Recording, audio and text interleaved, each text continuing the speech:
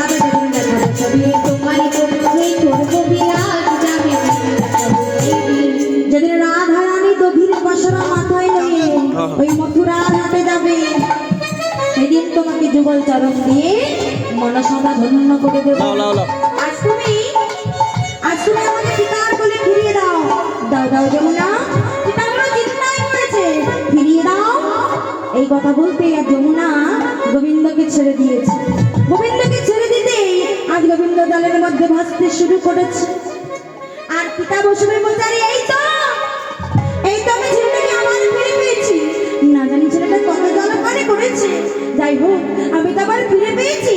এই বলে মাথায় করে যমুনা পেরিয়ে গেল। নন্দালয়ে যশোদা সুতিকা দিয়ে উপস্থিত।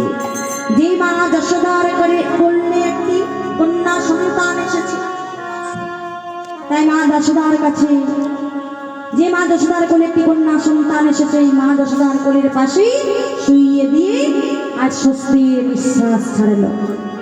আর একে কংস বধ করতে পারবে না, আর একে হত্যা করতে পারবে না। এই বলে আনন্দ মনে আবার কারাগারে ফিরে যাচ্ছে। আমার দৈববাণী হলো বসুদেব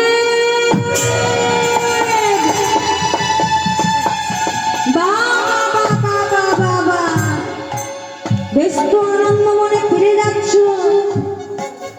ওই সপ্তম গর্ভের সন্তান বংশ পায়নি,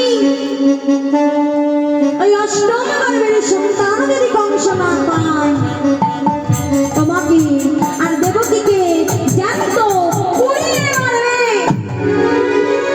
তাই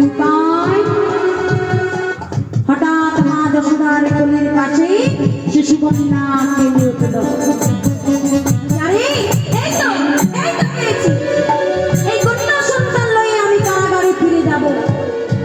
কন্যা সন্তান লয়ে আজ পিতা বসুদেব কারাগারে ফিরে এলো।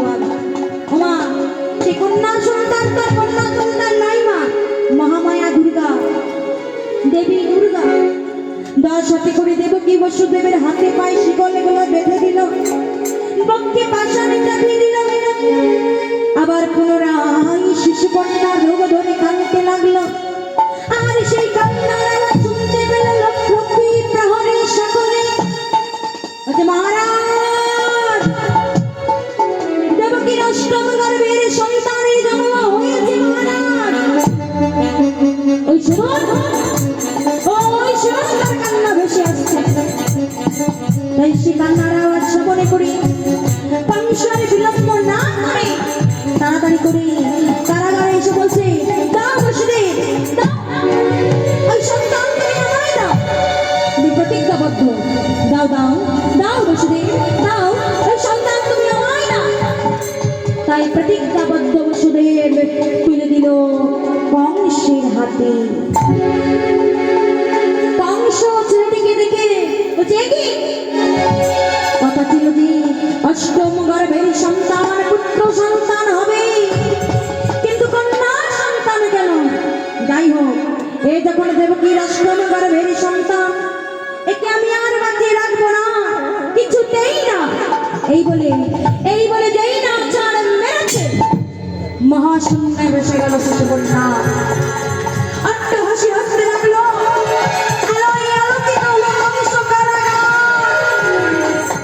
পারলে না তো তোমার মৃত্যুর কারণে কে বেঁধে রাখছি। কি বলতে চাস? কি বলতে চাই জানো কংস? কি বলতে চাই জানো? তোমার মধ্যে বেঁধে গোকুলে মারিছে সে, তোমার মধ্যে বেঁধে গোকুলে মারিছে সে। তবে তুইও শুনে রাখ, তুইও শুনে রাখ নিয়তি, তুইও শুনে রাখ। আজ থেকে শিশুর ওই গোকুলে যার ঘরে আমি গতি কাটা পাবো তাকেই আমি বধ করব। ডেকে পাঠালো পুতনা নামে এক রাক্ষসীকে।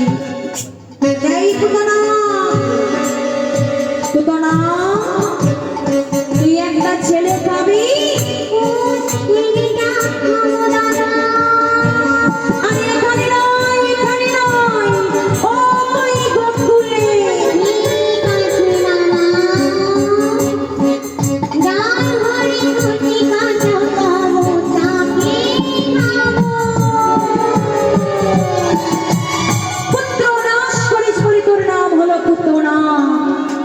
তাই পুতনা রাক্ষসী স্তনের মধ্যে বিষ মাখিয়ে কৃষ্ণকে মারতে গিয়েছিল বাবা, কিন্তু সে কৃষ্ণকে মারতে পারেনি, পরে সে নিজেই মৃত্যুকে বরণ করেছিল। এদিকে গোকুলে করে কি হচ্ছে গো,